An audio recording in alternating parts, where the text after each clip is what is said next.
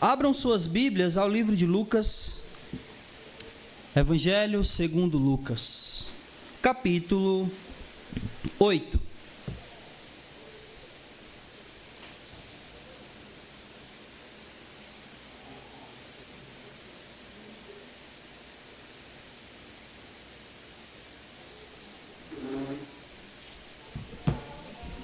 Dando continuidade ao estudo do Evangelho de Lucas, iremos ler aqui no capítulo 8, a partir do versículo 40. Se você achou, diga amém. Diz assim: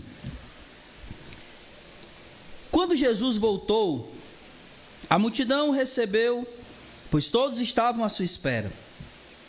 Então veio um homem chamado Jairo, chefe da sinagoga, e prostrado aos pés de Jesus, implorava-lhe que fosse à sua casa, porque tinha uma filha única, de cerca de 12 anos, que estava à beira da morte.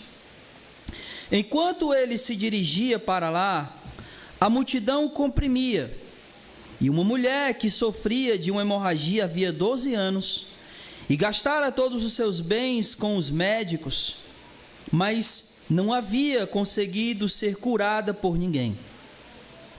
Aproximando-se por trás, tocou a borda do manto de Jesus, e sua hemorragia estancou imediatamente. Jesus perguntou: Quem me tocou? Como todos negassem, Pedro lhe disse: Mestre, a multidão te aperta e te comprime. Mas Jesus disse: Alguém me tocou, pois percebi que saiu poder de mim. Então, vendo que não passara despercebida, a mulher aproximou-se trêmula e, prostrando-se diante dele, declarou-lhe perante todo o povo o motivo por que o havia tocado e como fora imediatamente curada. E ele lhe disse: Filha, a tua fé te salvou, vai em paz. Enquanto Jesus ainda falava, alguém da casa do chefe da sinagoga veio avisar: A tua filha está morta, não incomodes mais o mestre. Ouvindo isso, Jesus disse a Jairo: Não temas, crê somente, e ela será curada. Tendo chegado à sua casa, Jesus não permitiu que entrassem com ele, com exceção de Pedro, João, Tiago e o pai e a mãe da menina. Todos choravam e se lamentavam. Ele, porém, disse: Não choreis, ela não está morta, mas dormindo. E riam dele, sabendo que ela estava morta. Então ele, pegando-a pela mão, exclamou: Menina, levanta-te. O espírito dela voltou e ela se levantou imediatamente. E Jesus mandou que lhe dessem de comer. E seus pais ficaram maravilhados. Mas ele ordenou que a ninguém contassem o que havia acontecido. Amém. Vamos orar, meus irmãos. Ore comigo. Amado Deus e Pai, em nome de Jesus, Senhor, nós somos gratos, Pai, por tudo aquilo que o Senhor tem nos dado, pela vida, pelo dia, pela saúde, por todas as bênçãos, Senhor, que Tu tens derramado sobre nossas vidas, pelas pessoas, Senhor, ao nosso redor, familiares, parentes, amigos, irmãos em Cristo Jesus. Sim, Senhor, somos gratos por fazer parte dessa família em Cristo Jesus, por termos irmãos e irmãs que juntamente conosco, Senhor, professam a mesma fé, honram o mesmo Deus e lutam, Senhor, a mesma luta todos os dias, buscando viver uma vida conforme a Tua vontade. E eu Te agradeço, Senhor, pelos meus irmãos que muitas vezes nos ajudam, me ajudam a continuar essa caminhada tão árdua e tão difícil, mas que o final dela, Senhor, é um final de vida e vida eterna. Obrigado, Senhor, pelo ar que respiramos, porque tendo ar em nossos pulmões, nós podemos louvar o teu nome, Senhor, te engrandecer. Como diz a tua palavra no Salmo 150, todo ser que respire louve ao Senhor. E somos gratos pelo privilégio de podermos te adorar, bendizer o teu nome, cantar hinos de adoração a ti. E com tudo isso, Senhor, sendo grato por tudo, nesse momento nós queremos te fazer um único pedido: que o Senhor ilumine a nossa mente, o nosso entendimento, o nosso coração, para compreendermos, Senhor, a tua palavra de maneira plena, de maneira eficaz, e que possamos, ó Deus, iluminados, preparados pelo teu santo e bendito Espírito, que possamos guardar essa palavra em nosso coração, para que no momento oportuno, no nosso dia a dia, venhamos lembrar dela e colocá-la em prática. Em nome de Jesus, abençoa a cada irmão, a cada irmã que veio aqui neste lugar para ouvir a tua palavra, para aprender mais do Senhor. E não apenas esses que aqui se encontram, mas todos aqueles que porventura estiverem acompanhando pelas redes sociais, ou que porventura vierem a acompanhar, a ouvir esse estudo posteriormente. Abençoa cada um de nós. Faz assim, Senhor, e livra, Senhor, todos aqueles que por alguma enfermidade não possam estar aqui nessa noite. Em especial eu te peço pela irmã Inês e pela irmã Socorro. Cura, Senhor, das suas saúdes, que elas possam ser restauradas na sua saúde física. E eu te peço também, Senhor, pela minha filha Isabela, que o Senhor sabe que desde ontem também tem estado em estado de enfermidade. Em nome de Jesus, fica conosco. É isso, Senhor, que eu te peço, e desde já te agradeço. Amém, Senhor. Na semana passada, meus irmãos, nós estudamos e aprendemos em dois relatos de Lucas, um quando Jesus ele acalma a tempestade, e o outro relato é quando ele expulsa um demônio, ou demônios, porque não era só um, né, eram vários, do Gessareno, de um homem na cidade de Genesaré, e que estava possesso de muitos demônios. Logo depois desse relato, depois de relatar isso, Lucas agora ele vai relatar essas duas histórias que elas se entrelaçam. A história da cura da filha de Jairo, que na verdade não é mais nenhuma cura, né? Porque a menina já tinha morrido, agora vai ser uma ressurreição. E a cura de uma mulher que há 12 anos sofria de uma hemorragia, sofria de um fluxo intenso de sangue. E essas histórias elas se entrelaçam porque Jesus, no início aqui, como a gente vai ver no versículo 40, ele é chamado por Jairo para ir curar sua filha. E nesse trajeto de Jesus indo até a casa de Jairo, é que ele se detém, ele se depara com essa mulher, e ele meio que, entre aspas, involuntariamente, né, porque não é uma coisa que Jesus impõe a mão, que Jesus fala e acontece, é uma coisa que ela toca na veste dele e ela é curada. Então, entre aspas, involuntariamente, ele vai passando, ela toca e é curada. Então essas histórias se entrelaçam. Então é basicamente isso que nós iremos ver nessa noite aqui. Primeiro, iniciando a cura da filha de Jairo. Aí tem um parêntese, né, nessa cura, nesse processo aí de cura, que, como eu disse, vai ser uma ressurreição. Aí ele cura a mulher, aí depois volta a relatar sobre a filha de Jairo. Amém? Amém. Então essas duas coisas que a gente vai ver hoje à noite. Começando justamente no versículo 40, que diz o seguinte: quando Jesus voltou, a multidão o recebeu, pois todos estavam à sua espera. Primeiro, Jesus voltou da onde?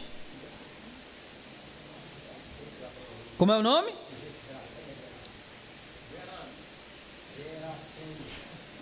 Isso, da terra dos Gerasenos, é isso mesmo. Lembrem-se, Jesus havia entrado num barco, não é isso? Você pode olhar aí no versículo 22, que ele entra no barco para atravessar para o outro lado, e aí tem a tempestade. Quando ele chega do outro lado, é a cidade de... Isso, Gerasé, né? Genesaré. É a cidade de Genesaré. E quando ele cura o endemoniado, o que aquelas pessoas daquele lugar dizem para Jesus? Manda ele embora, vai embora daqui. E aí, olha aí o versículo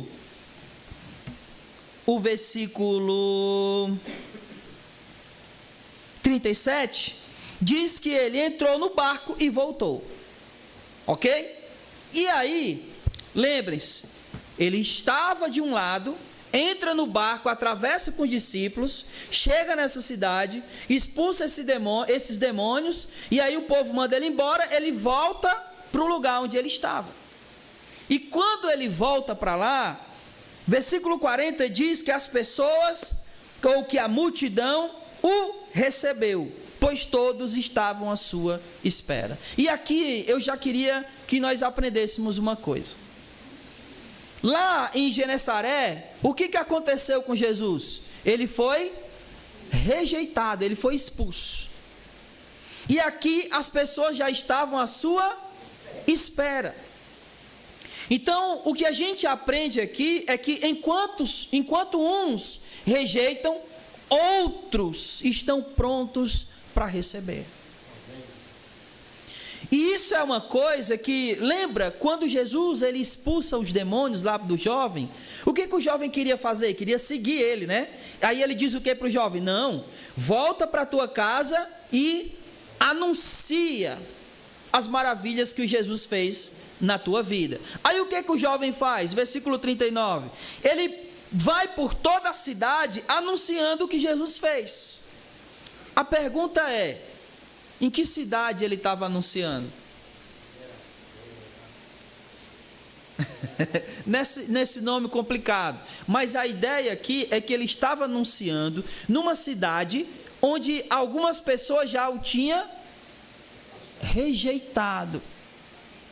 Então por que esse homem continuou anunciando?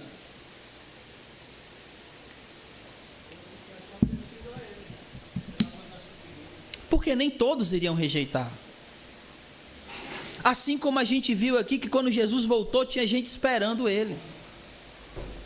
Então a gente não pode, em hipótese nenhuma, escolher para quem a gente vai pregar, anunciar. Porque a gente não sabe quem vai rejeitar e quem vai receber. Então, nesse caso, nós temos que evangelizar, pregar e anunciar para todos. Porque enquanto uns de fato irão rejeitar, outros irão receber. E não cabe a gente dizer quem vai receber e quem não vai. Qual é o nosso papel? Pregar, anunciar. E as pessoas é que vão dizer se elas vão receber essa mensagem ou se elas vão rejeitar essa mensagem. Amém? Continuando. Aí começa uma coisa interessante. Que Lucas introduz esse relato, começando com a filha de Jairo. Ele diz o seguinte, versículo 41. Então veio um homem chamado Jairo, chefe da sinagoga, prostrado aos pés de Jesus, implorava-lhe que fosse até a sua casa. Eu queria que nós pensássemos aqui uma coisa. Quem era Jairo? O que isso significa, meu irmão? Ele era uma autoridade. Ele tinha um cargo dentro da sinagoga. Ele era o chefe, ele era alguém que liderava aquela sinagoga. Só que um dia aconteceu uma coisa muito ruim na vida de Jairo. A sua filha ficou doente. E mal ele sabia que essa doença iria matar a sua filha. Até então ele só sabia que ela estava mal. E aí o chefe da sinagoga, o homem que tinha um cargo a zelar, ele vai procurar quem? Jesus. Só que preste atenção. Você já viu um chefe se ajoelhando? Se humilhando? Mas é exatamente isso que Jairo faz.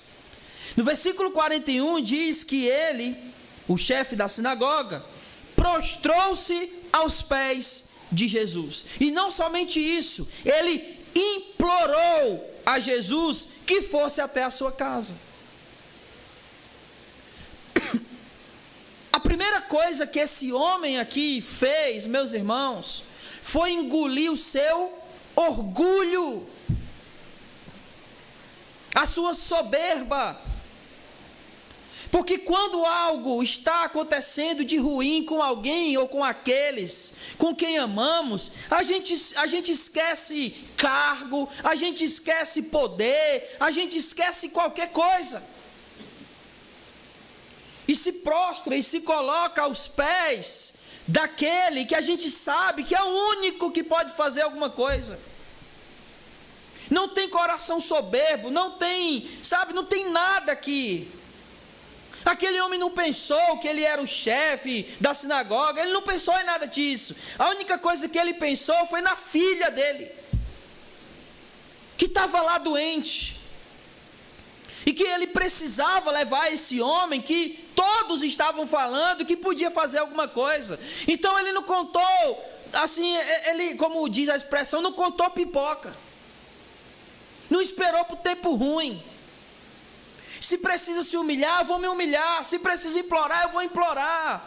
Não importa se eu sou chefe, não importa nada disso. Ele colocou aos pés de Jesus a sua arrogância, a sua vida, o seu cargo, a sua chefia. E foi lá porque a filha dele estava lá, precisando disso, precisando de Jesus, precisando da cura de Jesus.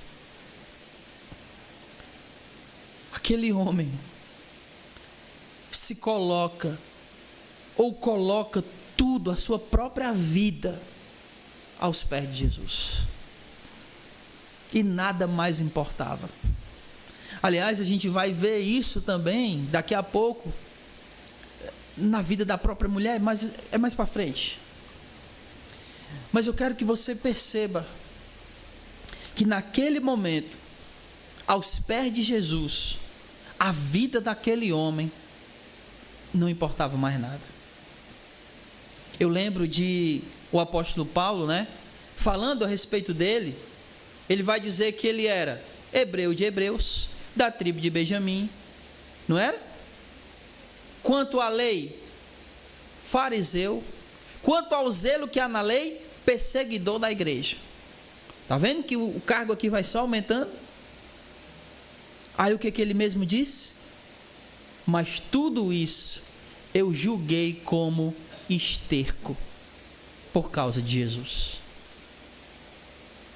Ele jogou fora os títulos, ele jogou fora, a sua nacionalidade como judeu, porque ele encontrou algo muito maior. Ele encontrou a Jesus. Esse homem já não nem ligava, era chefe da sinagoga, e daí? Agora a única coisa que ele queria era que Jesus fosse à sua casa. E ele se humilha, ele se prostra, ele se rende. O orgulho aqui já não existe mais. E então, versículo 42, nos dá aqui uma informação sobre a menina, Diz que essa menina, que era filha única, ela tinha 12 anos. E essa informação de que a menina tinha 12 anos, ela é importante, primeiramente porque ela contrasta com a mulher. Como eu disse, essas histórias, elas se entrelaçam. Então aqui a menina tinha quantos anos? E a mulher sofria há 12 anos. Então, essas informações, elas estão entrelaçadas, elas estão aqui não à toa, elas têm um sentido. Mas, o que podemos aprender é que, primeiro, quanto tempo essa menina sofreu antes de morrer? Talvez alguns dias, né? Mas a mulher sofria há 12 anos. Às vezes a gente olha e pensa, por que uma pessoa ficou doente tão rápido e morreu tão rápido? Não é? Não acontece isso. Uma pessoa fica doente e logo ela definha e morre. Outras passam anos sofrendo antes de acontecer alguma coisa. O fato aqui, meu irmão, é que para aquela menina que estava sofrendo, ou melhor, que sofreu pouca coisa, os 12 anos dela foram muito rápidos. Mas os 12 anos sofrendo da mulher, provavelmente era uma eternidade. Então, às vezes a gente olha para alguém que está, sei lá, há 1 ano, 2 anos sofrendo com uma doença, e na nossa mente talvez a gente pense, mas isso não é nada. 1 mês, 6 meses, 1 ano, mas não é nada para mim, que não estou sofrendo há esse tempo. O calendário deles, nessa época, era o mesmo que o nosso hoje, 365 dias? Não, porque esse calendário aí é romano. Mas, como era a questão? Não, calma. Calma. O calendário era romano, então a contagem de anos era a mesma que a nossa. Agora, o calendário judeu é um outro calendário. O calendário de festas, por exemplo, era diferente. Então é 12 anos. Tanto é que o ano novo deles é comemorado num mês diferente do nosso. O nome dos meses são diferentes, por exemplo. Então, não vamos confundir os calendários porque são diferentes. Agora, a contagem de anos era a mesma porque já era o calendário romano. Então, meus irmãos, aquela menina sofreu e morreu. Aquela mulher estava sofrendo há anos. A gente precisa ser mais sensível à dor alheia. Porque não tem uma expressão que diz que só sabe aonde o sapato aperta quem calça. Quem não está sofrendo, talvez, olhando de fora, o sofrimento do outro não é nada, ou é pouca coisa. Porque se a gente pensar, a menina tinha 12 anos e morreu. Uma pessoa que viveu 12 anos só, é muito ou é pouco? É pouco. Mas e uma pessoa que está sofrendo há 12 anos, é muito ou é pouco? É muito. Então aquela menina morreu rápido demais, foi rápido demais. Mas a mulher já fazia algum tempo. Uma segunda coisa que a gente pode aprender aqui, a gente não tem aqui a idade da mulher, tem? Tem não. Não só diz que era uma mulher. Mas a menina, a gente tem essa idade dela revelada, né? 12 anos. E a segunda coisa que a gente aprende aqui é que não há idade para a enfermidade nos alcançar. Qualquer pessoa, criança, jovem, adultos ou velhos, podem ser acometidas de um mal, de doenças. As enfermidades, a maldade, esse tipo de coisa que há no mundo e que nós estamos sujeitos a eles, não tem idade para acontecer. Quantas crianças não morrem de câncer? Quantos adultos, quantos idosos? Não há idade para o mal alcançar ou atingir. Todos nós somos vulneráveis ao mal desse mundo, e não importa a idade. Às vezes a gente tem até esse pensamento, não é não? A gente diz assim, olha, eu estou aqui todo doído, mas também, olha a idade que eu tenho. Mas as dores, o sofrimento, a enfermidade, ela vem a todos. Não importa a idade. Todo ser humano está sujeito a esse mal. Desde que o pecado entrou no mundo, entrou com o pecado, toda a maleficência que existe. E preste atenção no que eu vou dizer, as doenças só existem por causa do pecado. Eu não estou dizendo que quando uma pessoa está doente é porque ela pecou. Eu estou dizendo que o pecado existe no mundo e as doenças existem no mundo por causa dele. Amém? Vocês entenderam isso, não é? Então, irmãos, não existe idade para doenças. Todas as pessoas estão sujeitas às enfermidades.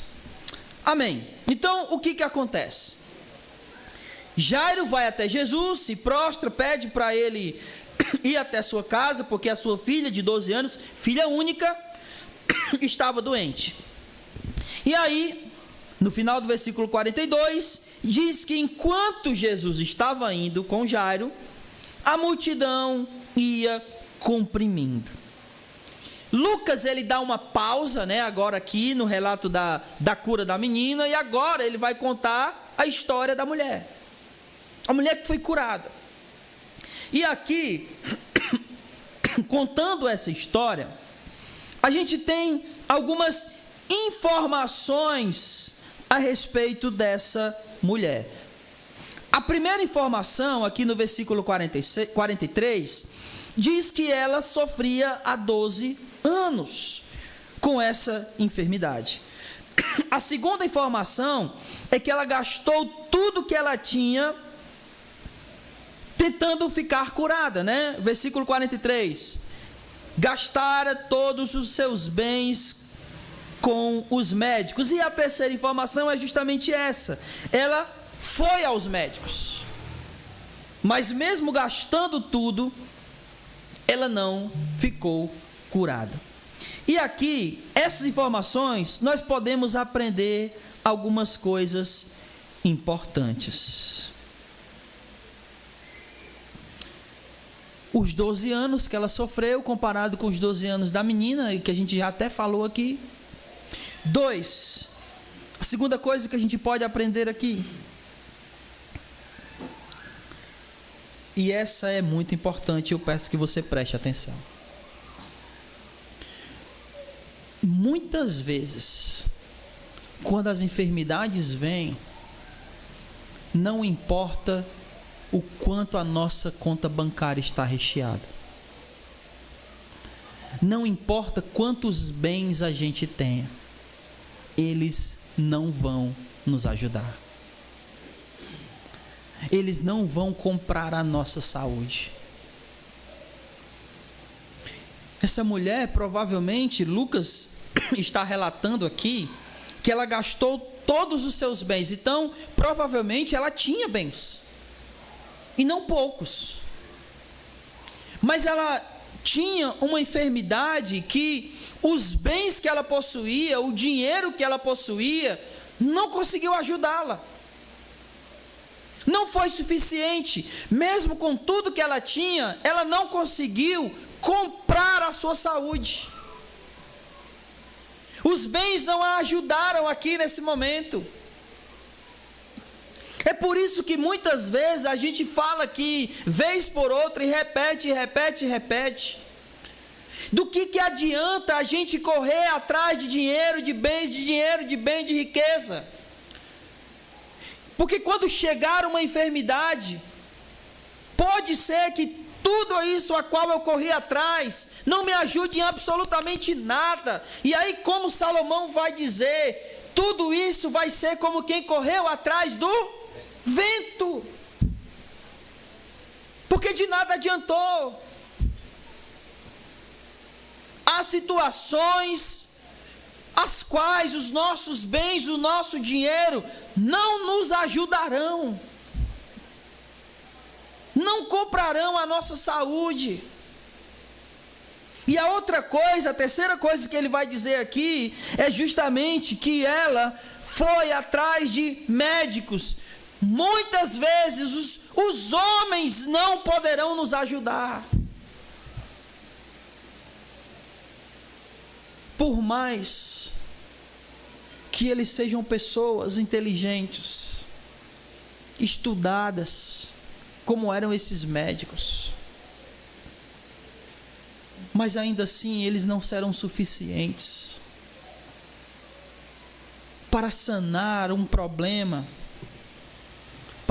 para dar uma saúde que só Jesus pode dar. Do que adianta a gente correr atrás de coisas e esquecer do nosso Deus? É o que Jesus fala, né? Do que adianta o homem ganhar o mundo inteiro e perder a sua alma? Não adiantou de absolutamente nada. Não adianta a gente viver uma vida correndo atrás de coisas e esquecer aquele que é o mais importante, aquele que quando a coisa realmente aperta, é o único que pode fazer alguma coisa. Se nós olharmos para isso aqui, porque tudo que eu acabei de falar aqui, e que está aplicado aqui à saúde, tudo isso pode ser aplicado especialmente à nossa salvação. Me diga qual dinheiro você pode comprar a sua salvação. Me diga qual a pessoa, por mais esforçada que ela seja, estudada que ela seja, inteligente, sábia, culta, qual pessoa pode comprar ou te dar essa salvação? Ninguém, a não ser Jesus. Ele é o único que não só pode comprar, mas comprou com o seu sangue. Ele é o único que não só pode te dar, como Ele te deu a salvação. Por isso não adianta correr atrás de coisas, porque quando chegar a hora, só Jesus vai poder nos ajudar. Só Jesus vai poder nos perdoar, nos santificar, nos comprar como de fato Ele comprou, e nos dar a salvação que só Ele é capaz de dar. Aquela mulher gastou seus bens, procurou os médicos, e nenhum deles conseguiu ajudá-la. Porque há coisas que só Jesus pode dar. Só Jesus pode fazer. E eu queria dizer uma coisa aqui, meus irmãos, com todo o cuidado do mundo. Hoje nós estamos vivendo dias que, se eu perguntar aqui, eu tenho certeza que todo mundo vai responder. Qual é a doença do século?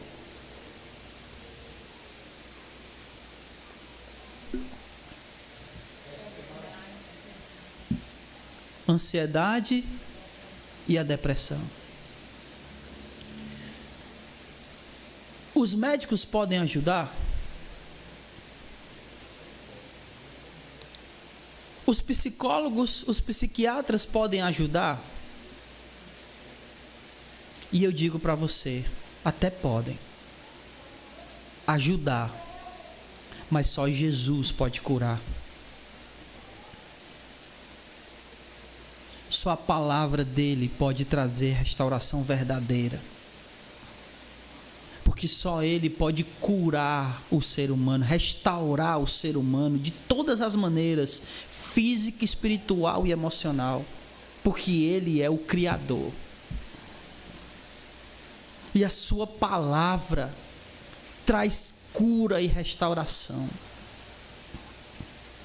E muitas vezes os médicos não vão poder fazer nada. Talvez até ajudem, mas será recorrente, porque é uma ajuda e não uma cura. Provavelmente aquela mulher, por ter passado por muitos médicos, ela foi ajudada. Ou você acha que não? Foi. O que ela não foi? Curada. E ela só achou cura em Jesus. Só nele, porque é Ele que traz isso. Porque tem coisas que só Ele pode fazer e nada mais e ninguém mais. Jesus é a cura que todo ser humano precisa. E não uma cura qualquer, mas a cura definitiva para todo e qualquer mal que a gente possa ter, seja na mente, seja na alma, ou seja no corpo. Ele é essa cura real. E só Ele é. Amém, meus irmãos? O que acontece, todos nós sabemos. Versículo 43 vai dizer que a mulher vem por detrás, versículo 44, né? Toca na orla do manto, ou na borda, que é a parte de baixo do manto, e que imediatamente a hemorragia dela para, né? Cessa, estanca. E aí Jesus, ele pergunta: quem me tocou? E aí todos ficam dizendo: não foi eu. E Pedro: mas Senhor, a multidão te aperta, a multidão te comprime. Aqui Lucas nem relata, mas no evangelho de Marcos, de Mateus, vai dizer isso: Senhor, a multidão te aperta e te comprime, e tu está perguntando quem te tocou? Todo mundo está tocando nele. Mas aí Jesus, no versículo 46, né, ele vai dizer que aquele toque foi um toque diferente, e inclusive ele vai dizer que dele saiu o poder. Eu gosto mais da tradução que vai dizer que dele saiu virtude.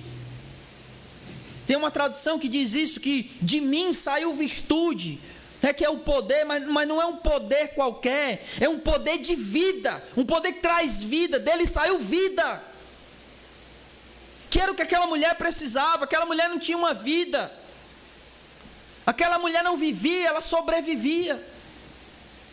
E sai vida dele, sai virtude dele, sai poder, sai cura, que imediatamente ela fica curada. Mas eu queria chamar a nossa atenção para o versículo 47, porque o que Lucas está relatando aqui, meus irmãos, não é só uma cura, não é. E eu quero convidar você a enxergar mais fundo, a olhar por trás, a perceber o que Lucas está relatando aqui, que não é uma simples cura, mas tem muito mais aqui por trás.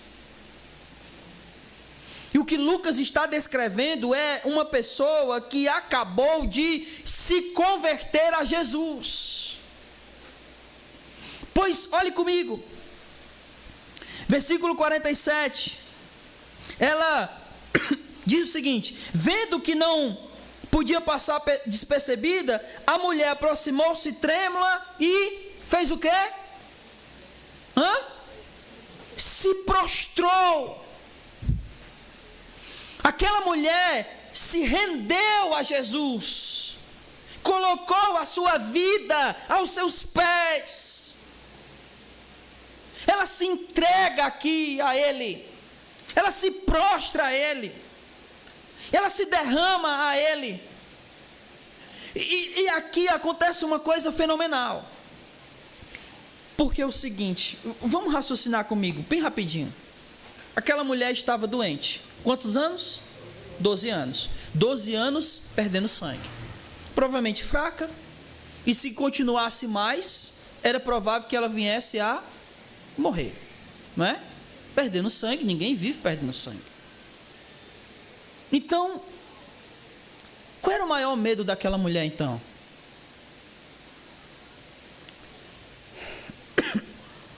Pode falar.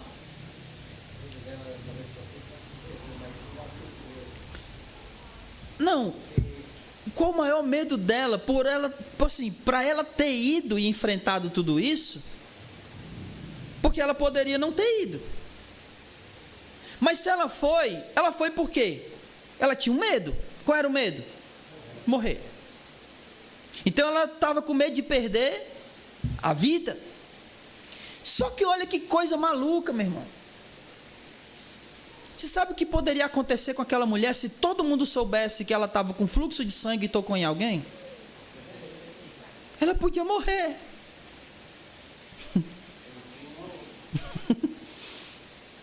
Então o plano dela era perfeito, era um só. Eu vou por trás, toco nele, fico curada e ninguém sabe. Porque se souberem que eu toquei nele assim, eu vou ser apedrejada, eu vou morrer. E ela estava indo para lá para não morrer. É ou não é?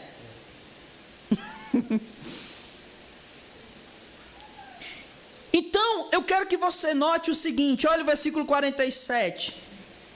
Vendo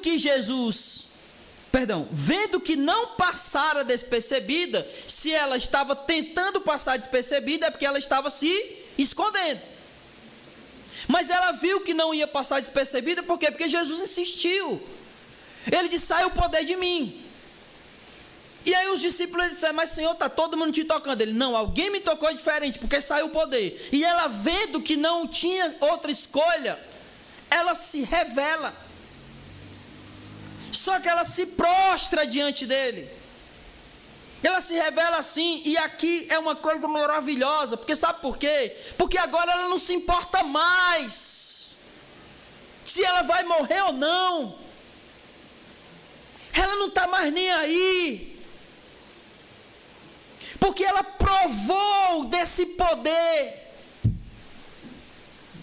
Ela sentiu nela o poder de Deus agir.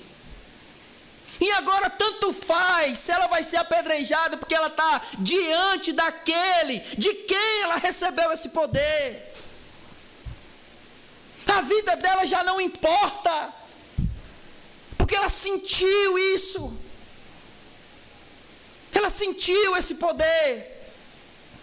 Antes ela foi porque ela não queria morrer. Agora ela não se importa mais, porque ela se rendeu ao Senhor. Ela está aos pés do seu Salvador. E nada, nem a vida dela importa mais. Ela se revela, ela se prostra. E aí o texto vai dizer o seguinte: a mulher, aproximando trêmula, prostrou-se e declarou perante o povo. Ela se rende a Jesus e ela confessa publicamente. Isso é conversão, meu irmão. Ela relata tudo o que aconteceu. Olha só o versículo 47 ainda. Declarou perante todo o povo o motivo pelo qual havia tocado e como fora imediatamente curada. Ela se prostra, ela se rende, ela confessa publicamente e ela testemunha aquilo que Jesus fez na vida dela. O nome disso é conversão. Lucas não está só relatando uma cura, Lucas está falando aqui, relatando aqui uma transformação na vida daquela mulher, que não estava mais nem aí se ela ia morrer, porque ela recebeu de Jesus todo o poder.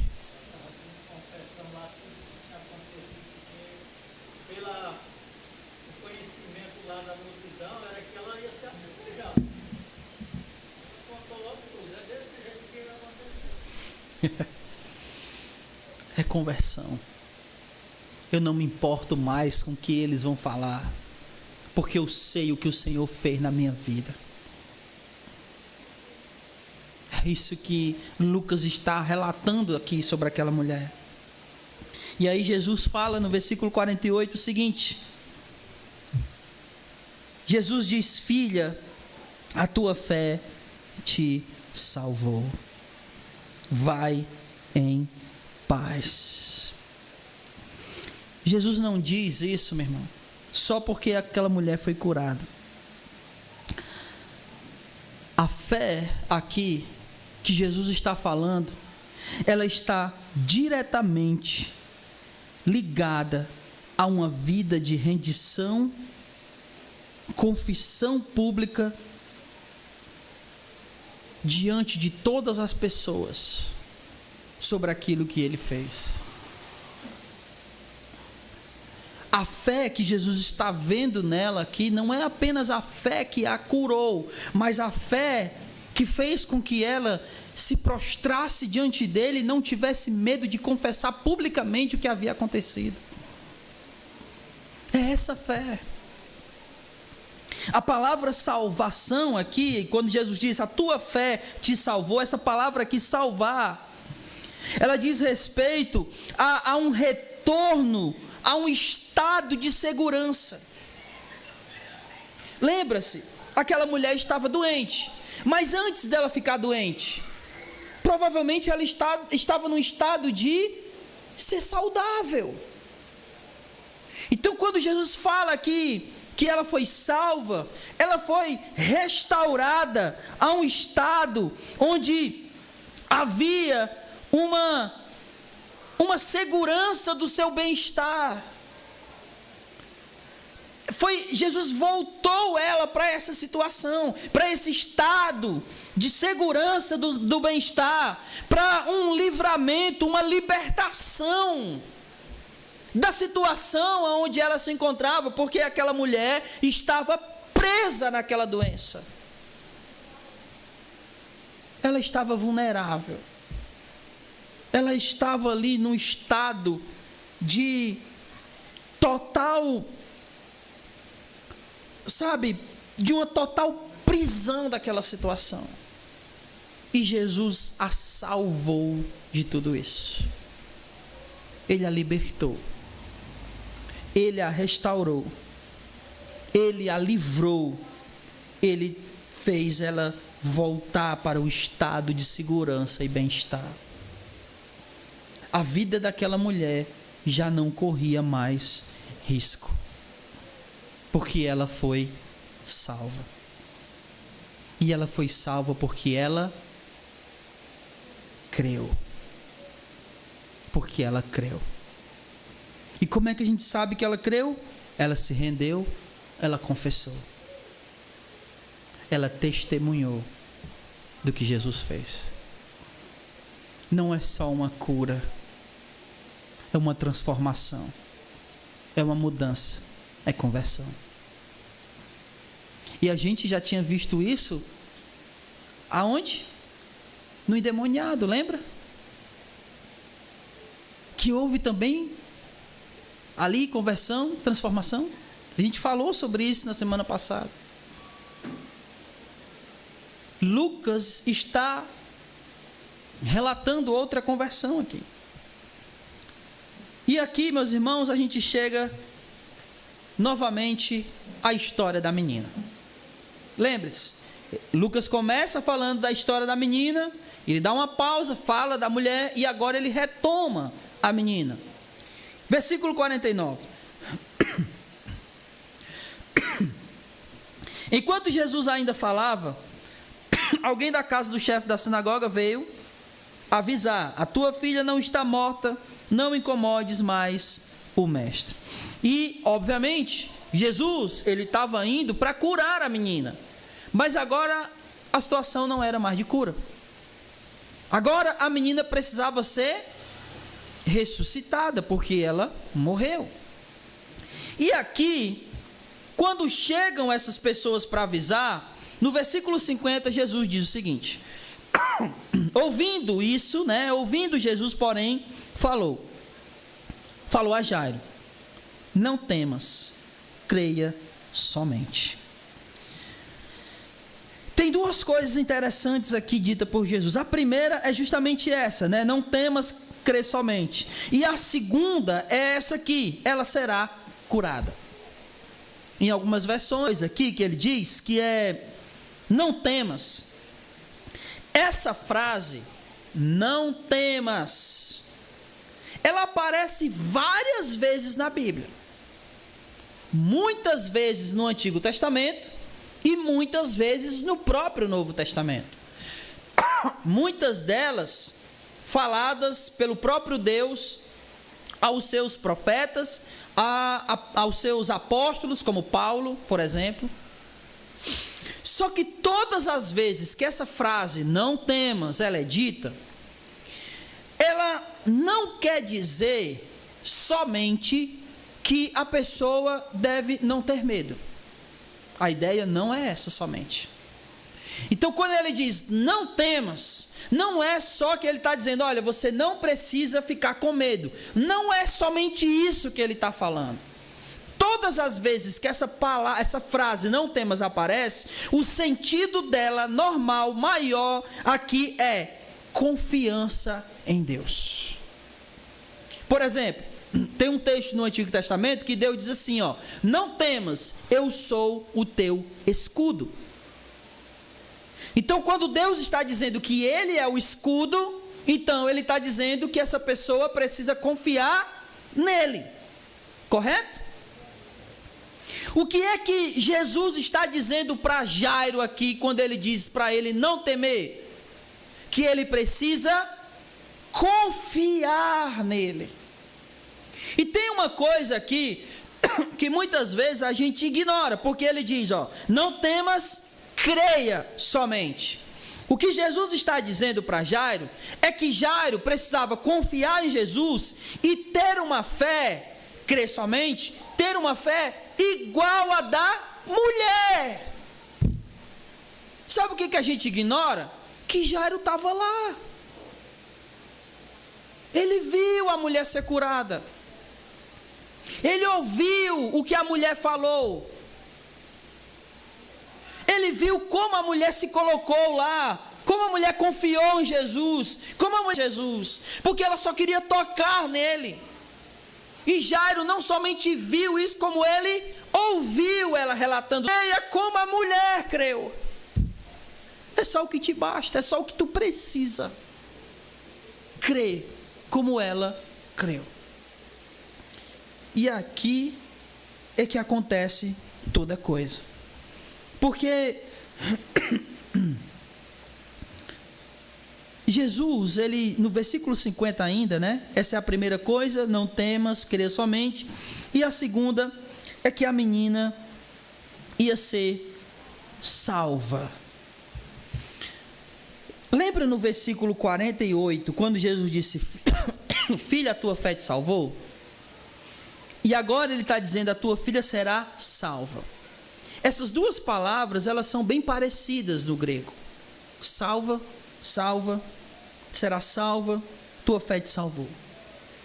E você lembra o que significa salvação aqui da mulher? Quando ela foi curada, o que significava? Jesus estava tornando ela para um estado de segurança e bem-estar. Jesus estava livrando aquela mulher, dando livramento para aquela mulher. Jesus estava libertando aquela mulher. E tudo isso se aplica à menina. Porque preste atenção. Aquela mulher estava presa a quê? E a menina?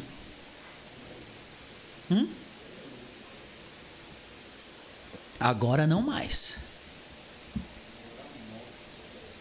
Ela estava presa nas garras da morte. Então o que Jesus estava dizendo para Jairo era que ele precisava confiar nele, crer nele, que tudo aquilo que ele viu acontecer com a mulher, iria acontecer com a filha dele. Jesus iria trazer ela para um estado de proteção e bem-estar. Jesus iria libertar ela das garras da morte. livrar ela das garras da morte. E o que que acontece? O que que acontece? Exatamente o que Jesus disse que ia acontecer. Só que acontece algumas coisas que a gente está acostumado, né? Já conhece. Por exemplo, versículo 51 vai dizer que Jesus não permitiu que ninguém entrasse, a não ser Pedro, Tiago, João e os pais da menina. Vai dizer que quando ele entra, as pessoas estão chorando, ele diz: olha, não chore porque ela não está morta, mas ela está dormindo. E as pessoas, versículo 53, vão zombar dele. E versículo 54 vai dizer que ele toma a menina pela mão, manda ela se levantar. Versículo 55, o espírito volta para ela e ele manda que dessem de comer a menina. Mas eu queria chamar a atenção apenas para o versículo 56.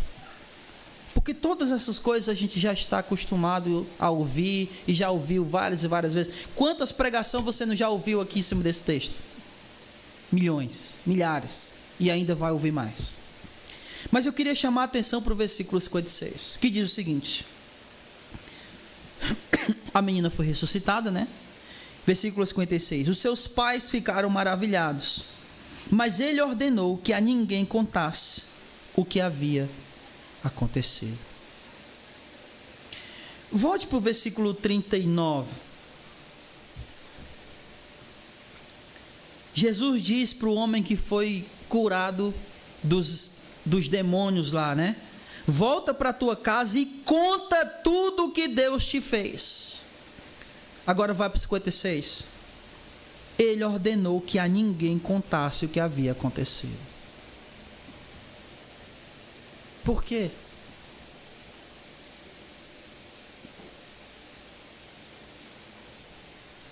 O rapaz, ele disse: conta. Aqui os pais da menina, ele disse: não fala nada. Por quê?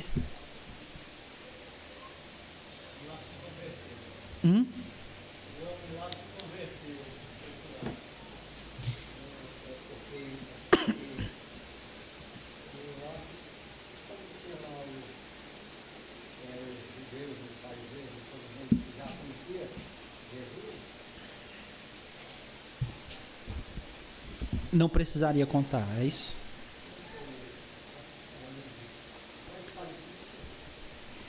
A resposta para isso é: não faço nem ideia. É sério, eu não sei.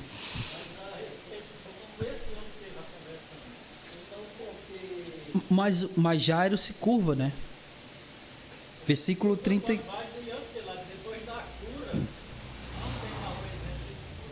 Não, mas ele já tinha se curvado, então a ideia é que ele... A casa do jovem não era dentro do reino, Sim.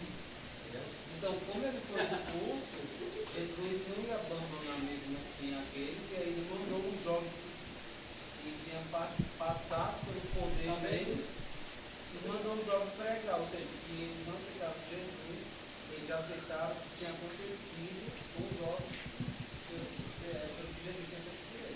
Quando Jesus estava lá no Jairo, todo mundo já sabia. Devia pegar um microfone, né? E o Jairo era chefe da sinagoga, e eles também já conheciam. É. Como eu disse, irmãos, eu não faço ideia. Eu consultei alguns comentários, li alguns comentários, e as informações que eles davam não me convenceram muito, porque elas não eram biblicamente apoiadas, eram especulações. Então eu vou dar aqui para vocês o que eu acho do porquê Jesus disse isso. Às vezes, quando a gente olha para essas duas narrativas, quem são os personagens principais aqui dessa narrativa?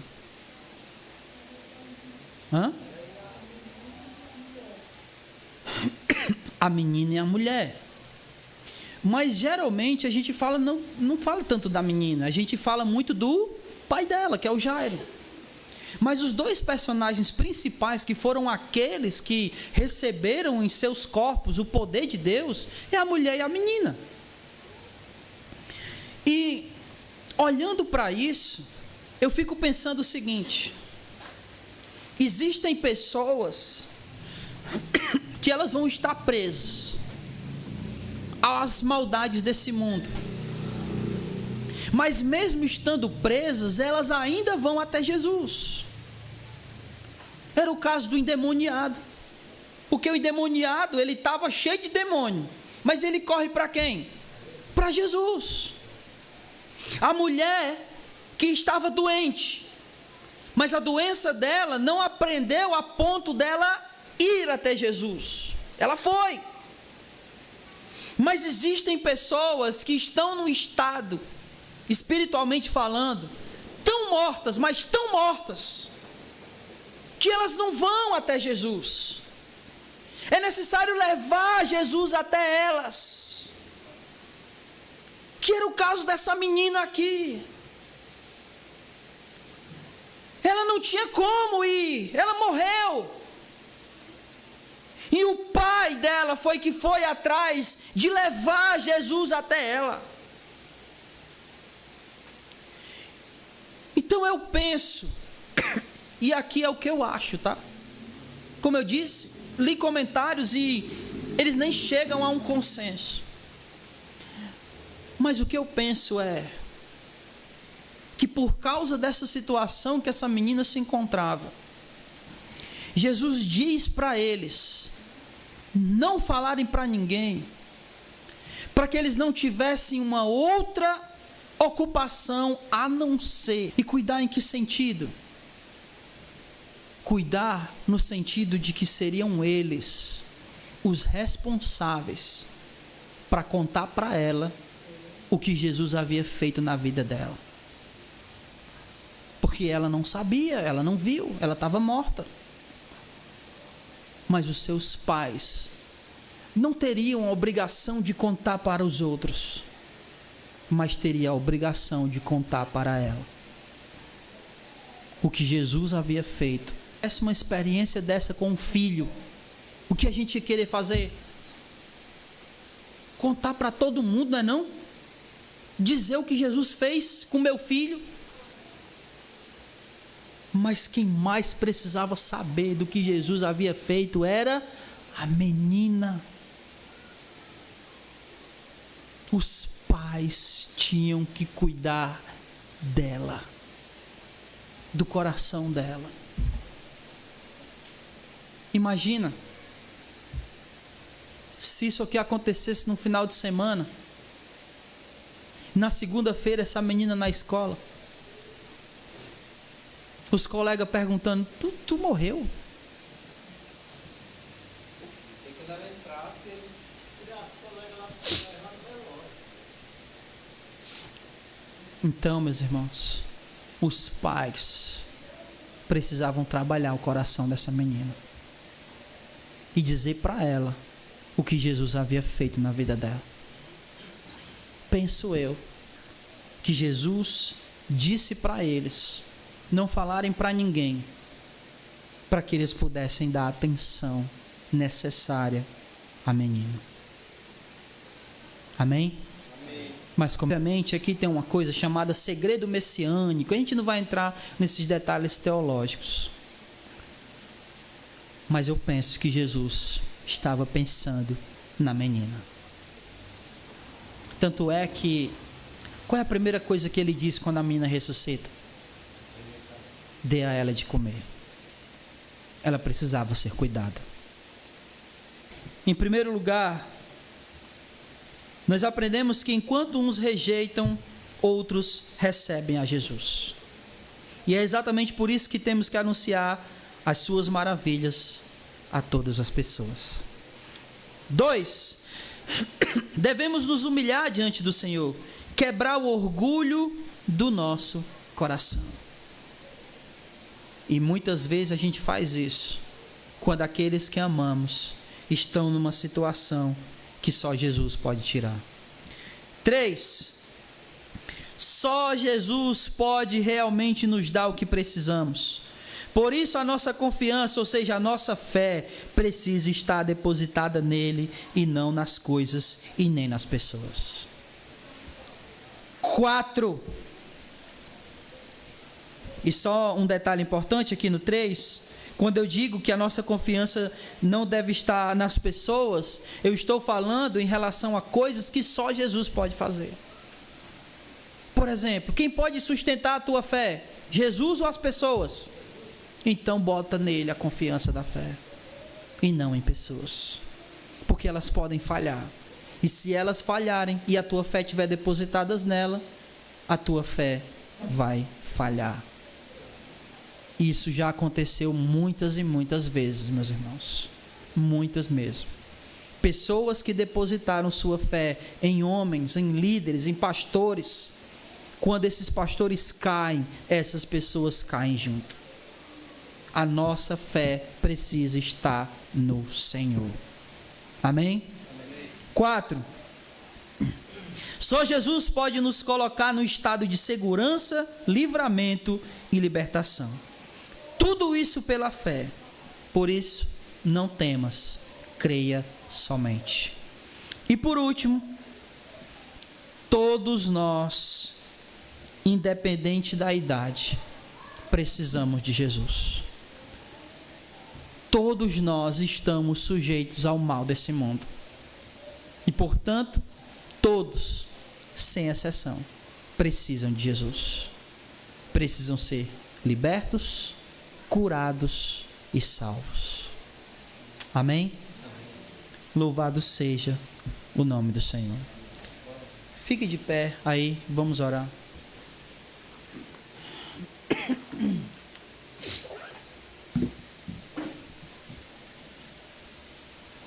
Lembrando que amanhã, culto de oração, venha, traga o seu pedido, traga o seu clamor e vamos orar juntos. Amado Deus e Pai, em nome de Jesus, graças te damos, Senhor, porque Tu és bom. Obrigado pela Tua palavra. Obrigado pelo Senhor nos ensinar através dela. Obrigado, Senhor, porque a Tua palavra, como ela mesmo declara, é viva e eficaz. Cura-nos, ó Deus, através dela. Que a Tua palavra penetre em nosso coração. E que possamos deixar esse orgulho, o coração orgulhoso, e nos quebrantar e nos prostrar aos pés do Senhor. Porque só Tu, Senhor, é aquele que faz e que pode fazer o que mais ninguém é capaz de fazer. Os nossos bens, as pessoas, elas não podem nos libertar e salvar, mas o Teu poder, aleluia, a Tua vida, Senhor, pode nos tirar dessa situação e nos dar uma vida eterna. Obrigado, Deus, por tudo. Nós temos a convicção e a certeza de que não importa a idade, todos precisam do Senhor. Nos ajuda a propagar o Teu Evangelho e essa mensagem de resgate, de salvação e de perdão. Que nós possamos anunciar para as pessoas que não importam quanto dinheiro elas tenham, quanta fama elas possam possuir, mas no final das contas, só Jesus pode dar o que elas realmente precisam. Então, fica a palavra do Teu Evangelho a respeito do reino de Deus.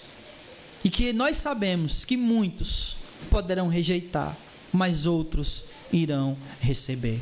Então, nos ajuda, Pai, a propagar o Teu Evangelho. Nos leva em paz, edificados pela Tua palavra, protegidos, Senhor, nesse caminho de volta, para que nenhum mal nos aconteça. É isso que rogamos, e no nome de Jesus, nós Te agradecemos, meu Senhor, por tudo, hoje e para todos sempre. Amém. E louvado seja o nome do Senhor. Vamos em paz, que o Senhor nos abençoe e não saia sem dar a paz do Senhor. Amém.